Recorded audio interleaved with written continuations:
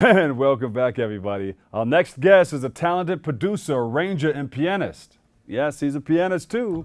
He has made a name for himself in the world of jazz. We welcome Onaje Allan Gumbs to the show. We welcome you. You've been Thank here you. before. You're no Yeah. stranger to the show. No, I've been here And before. we were going to roll out a piano. Can we uncover one of the pianos over there? Or we can set something up. You Yeah, want to? I don't mind. If you set something out, I'll do You know what? In my dreams, I can play my butt off. I played the piano in my dreams. I was, Then you wake up. and the crowd was going crazy and everything. I was like, and then then I you woke wake up. I said, damn, I'm a good piano player. I'm a great pianist. You've been doing it for some time. Tell us about it. How did you get started? Yeah, well, I started when I was very little.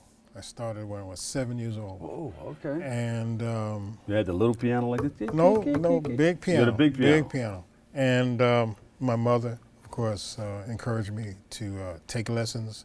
And I stayed with the same teacher from age 7 until I took my audition to go to college. Yeah, wow. And, you know, from there I started to develop other skills in arranging and doing those activities. So when I got out of school, I was able to slide into some assignments that allowed me to further my arranging and my composing and my playing. And that arranging and composing was taped. Well- It was recorded on tape. Oh yes, yes, yes. A lot of tape. My first big,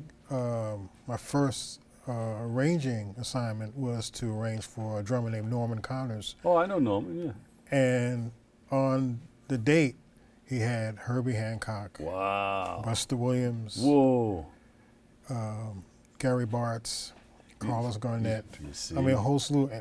And that was Dee your Dee first time Bridgewater. doing it? That was my first arranging skill. How'd that make you feel? You said, wow, I have Very arrived. good, because the producer Uh-huh. was skeptical, because, you know, Norman, I met him in Buffalo. Yeah. Although I'm from New York, I was staying in Buffalo at the time. And he just got me to do the gig. And his producer saying, you got who from where? You know. And after we did the song I wrote for the session, Mm-hmm. the same producer came over to me and said, you got a publishing company? I said, See? no, start one. See? And I never forgot that. Yeah, because a lot of people get robbed Yes. if you don't start your own publishing. Yes. Because somebody else gets it, and now you got to Yeah. fight to get, and they Fight get to all the money. Mm-hmm, mm-hmm. So I was very appreciative that he took that stand Mm-hmm. to help me to encourage me to start my own company. And I So was then you only started 22. learning a lot about the business, huh? Yeah, still learning. Yeah, Even yeah. 30 years later, I'm still Well, it's been learning. evolving. It's been changing. And Yes. the record companies are not the same record companies that No. they used to be. The budget's not the same budget they used to be. Yeah, yeah. A lot of spending. Yeah. But So now you one- got iTunes and all these Oh. areas where you can get this music. Right, right. But back in the days, they say one of the big accomplishments that I really feel good about is when I had the opportunity to arrange for the great late Phyllis Hyman. I did the arrangement of Betcha by Golly Wow for her. That's something. And then I came back about 2 years later and did another song called The Answer Is You.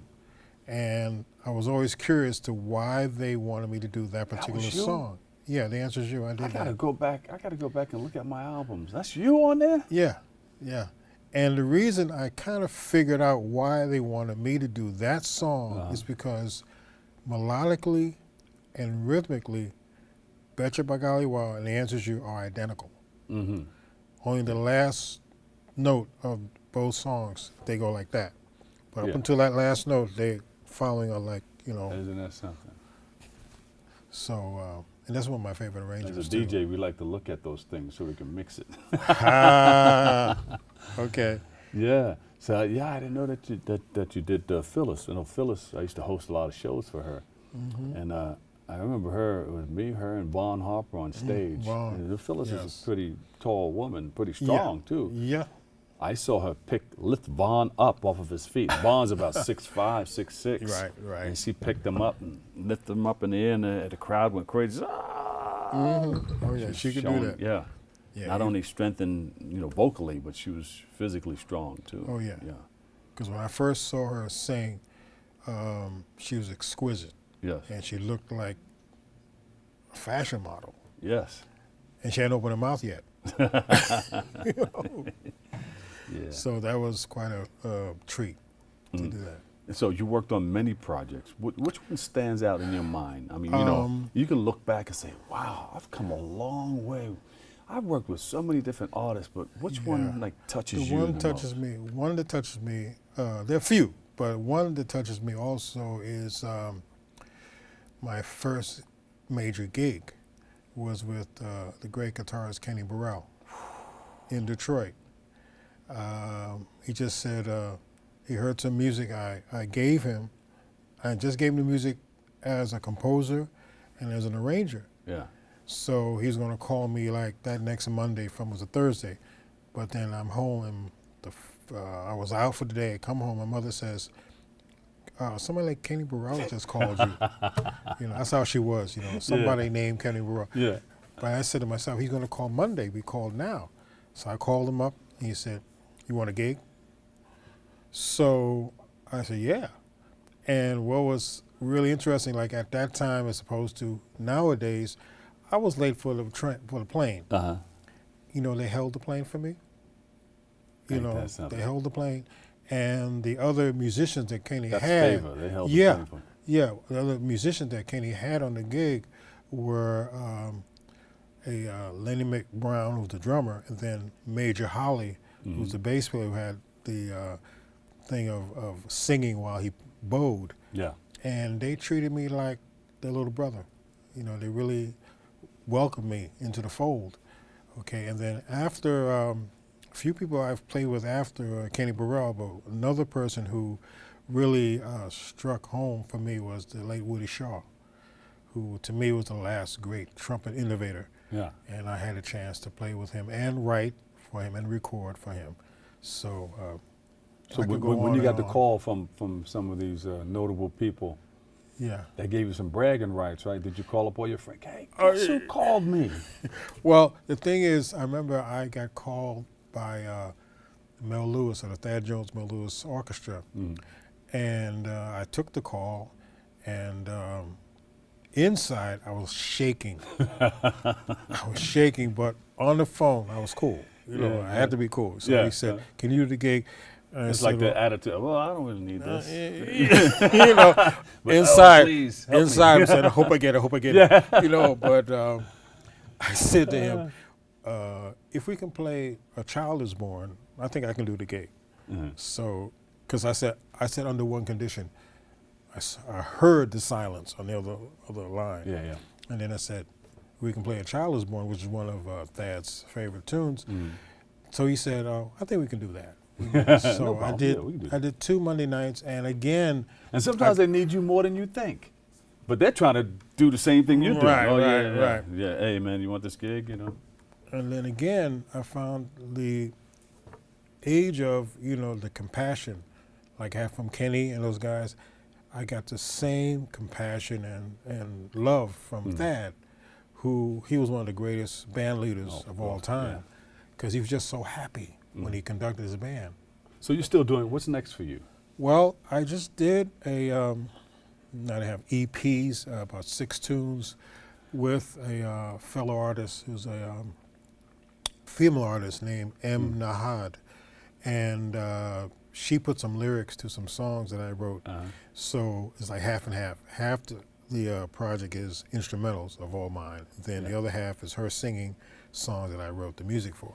So hopefully it'll be ready actually by some part next month. Well, you got to come back and get us one. So we can, you know, I like to sit, lay back, put my seat back in my car. That's where I get my rest. That's where I close in and just meditate. Yeah, and I can listen to that music in the background. Here we go. Just me and the music.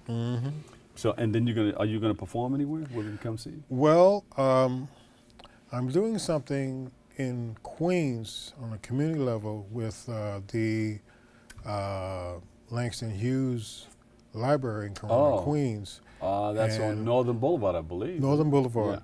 And actually, Felipe Luciano will be with me. Oh, look at that.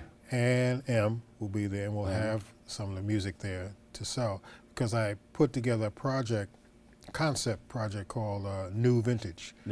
And I've had poets hip hop artists, vocalists, Mhm. and musicians, because I feel the compartmentalization of music is really kind of, as they say, whack, kind of Yeah, crazy, because I feel that the audience has should have a way of really expressing how they feel about music without being dogged into, you like R&B, you like jazz.